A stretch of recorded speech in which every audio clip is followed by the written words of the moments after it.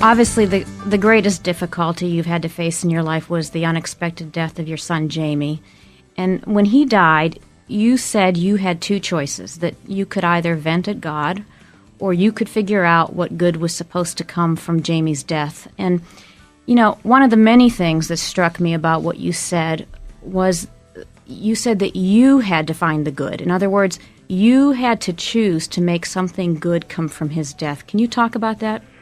Well, you do, and there are things that are going to happen. The Lord, promises to use all circumstances for His good, and we know that that's true, but how are we going to find out what that is? And you have to work at it. You have to be willing to understand that everything that happens, maybe it doesn't necessarily benefit us, but to work at finding good in some situations. We know that there is inherent good in it. God promises that, and He says He uses all things, no matter what, for His good and His glory. But it doesn't always seem like that for us, and we have to trust the Lord enough to try to find that good, even out of very, very tough situations. And that's something I think you learn as you grow. Right.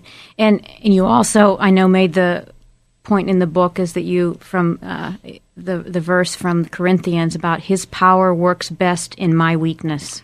It does. When probably more of the letters and cards that I have gotten have come after tough situations than opposed to after we won the Super Bowl. And people want to see if you're real. They want to see how you handle the tough times, because everybody can be gracious. Everybody can give the Lord credit when you're winning championships or when great things are happening for you.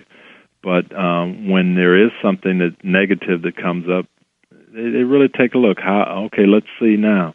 And I think that's the true measure of trusting the Lord and putting your faith into practice.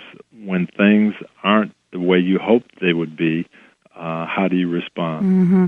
And as you look back over your life, Tony, do you think your commitment to trusting God in some of your, relatively smaller setbacks and disappointments is what enabled you to trust Him to heal you and your family following Jamie's death?